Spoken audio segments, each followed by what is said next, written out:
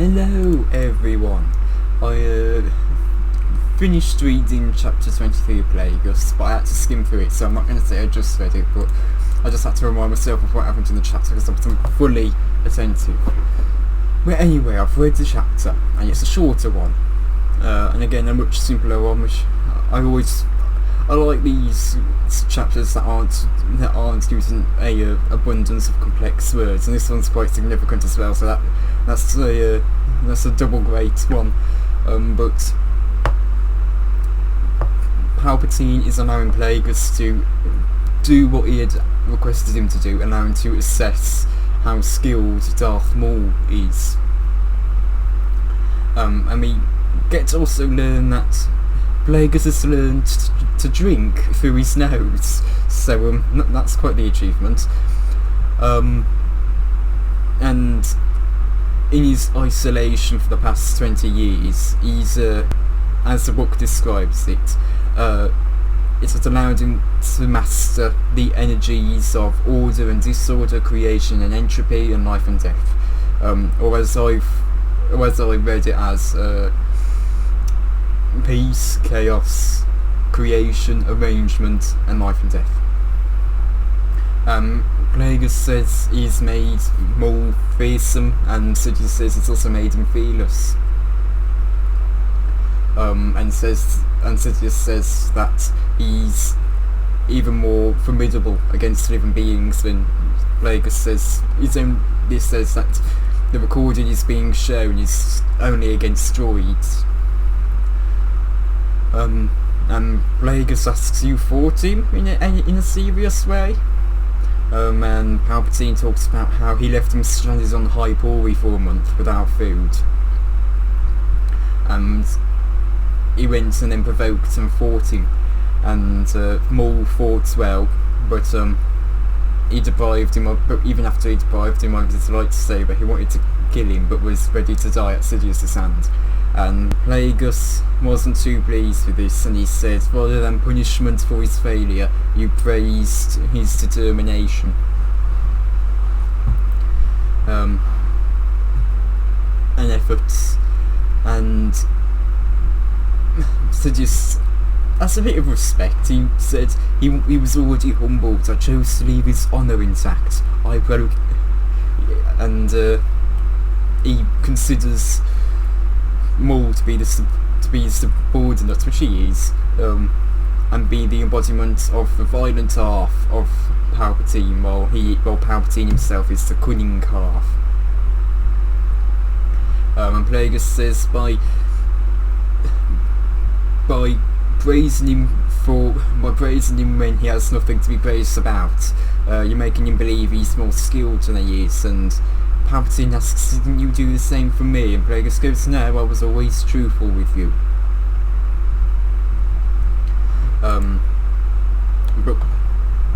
But Plagueis then learns, Maul is using a lightsaber staff, a double-sided lightsaber. And he says he thinks it's unnecessary, but he won't deny Maul's mastery of Jarkai. And it says that Newman and Teriscossi will never substitute for Dunlock, which I'm glad I know what those were, so I didn't have to search them up.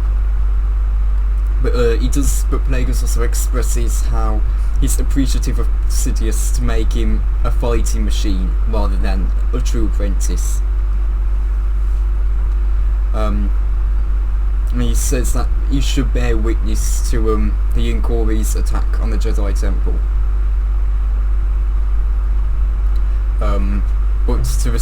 But to hold him back so he can let his anger and hatred grow.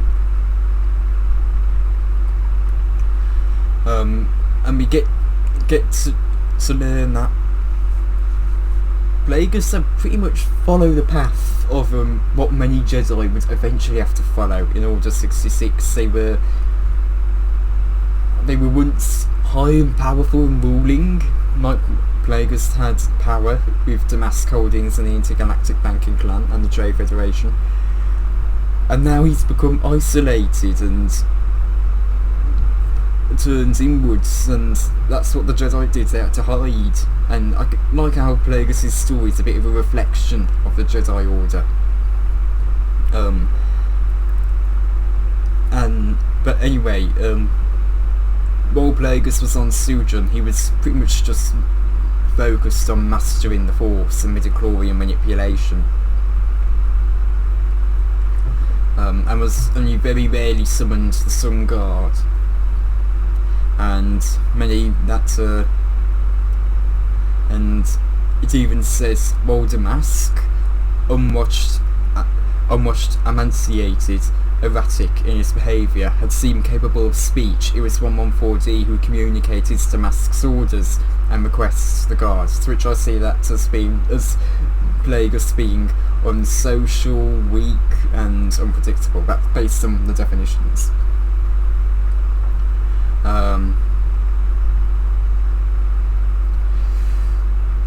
But we get to see how Sidious was pretty much left alone to forward the Sith Grand Plan in the world, in the real world, and how Plagueis was just furthering power for the past 20 years, and it was even noted in the chapter, while his body may have been weakened by the malady and attack,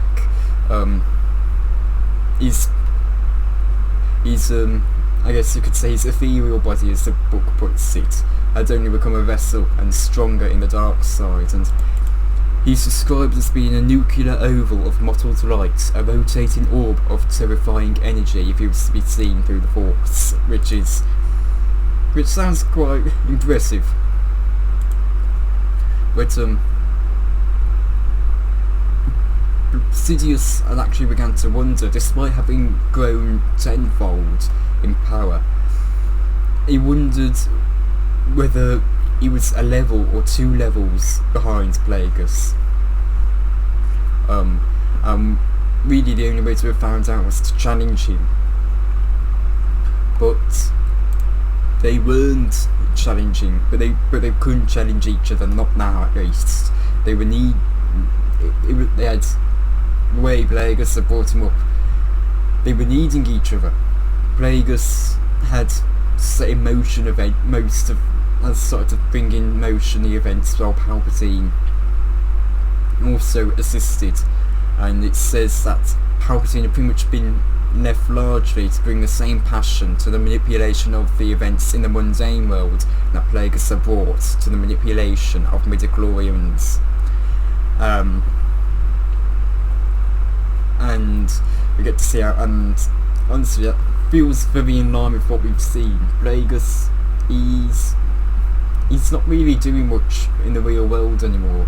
He's more focusing on expanding the power of the Sith and unlocking immortality, while Sidious is the one that continues to advance the Sith imperative.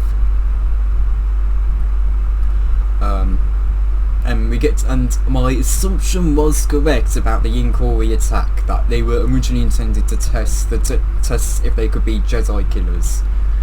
But when their unpredictability and uncontrolled and their inability to be controlled have become present,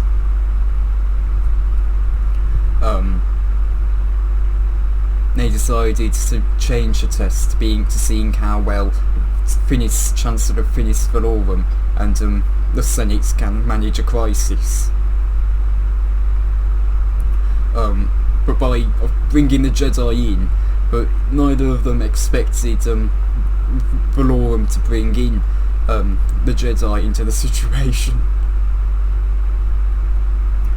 Because of course, in that case, if they're just having the Jedi kill the Inquiry or push them back, it's not really testing the Senate, how corrupt the Senate have become, really. It's not really allowing them that breathing room to see how they'd manage a crisis. Or just send the Jedi.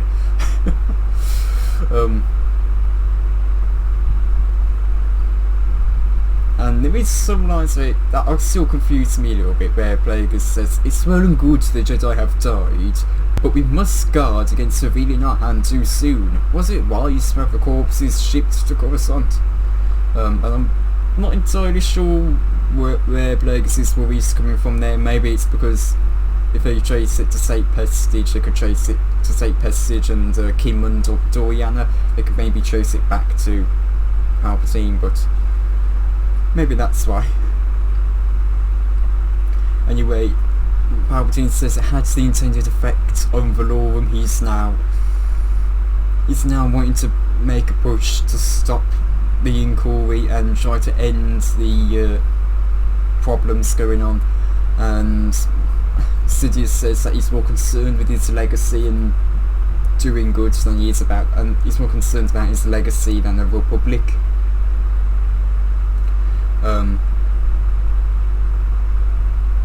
And pretty much, Plagueis and Palpatine are need to figure out how to make a crisis from which Valorum is unable to recover from. And because of the blockade, but because of the blockade that is trying to inflict on Yinkor, this gives Palpatine the idea to have the Trade Federation break ties with Naboo, to have Gunray cut those ties in exchange for more wealth and power, and be persuaded by a rare breed of a bird that usually gives a sign of wealth.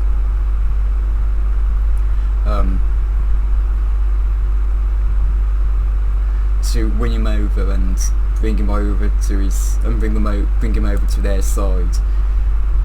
And Plagueis has a bit of a monologue about how the Sith plans are being forwarded, how they're being successful in tipping over the light, and that the Force must be working in tandem with them. Otherwise, how could they be succeeding?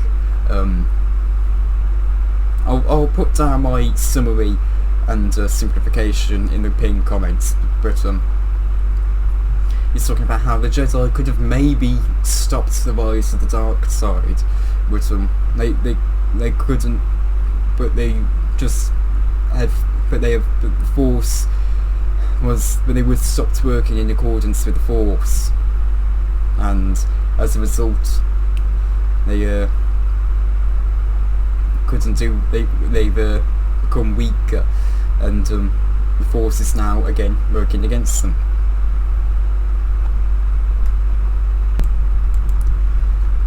And Plagueis mentions that one can't be content to abide by the rules of the Jedi Order or the Force. Only by making the Force service have we prevailed. And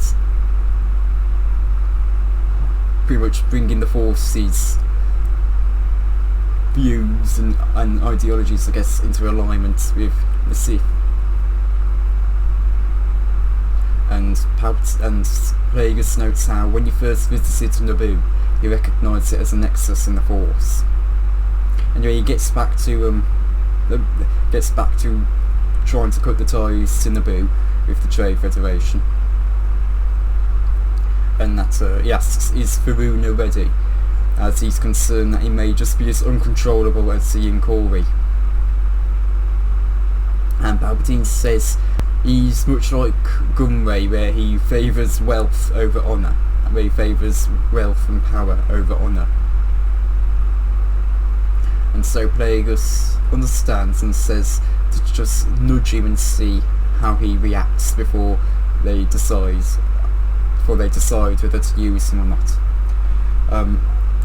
So it's going to be interesting to see how this plays out.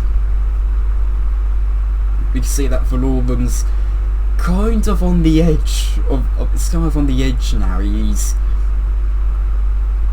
He's not really got, he's struggling to please the Senate. He's trying to do what's right, but he's just too he's just not using political cunning to work to their benefit, as well as the benefit of the outer systems. And now they just need to get him removed from office so Palpatine can come in and start to bring the culmination of the grand plan into action. But yeah, I enjoyed the chapter. I had to read through it twice and write down notes for it because I was struggling a bit with it because of just not being side focused. But I enjoyed it. So thank you for watching and goodbye.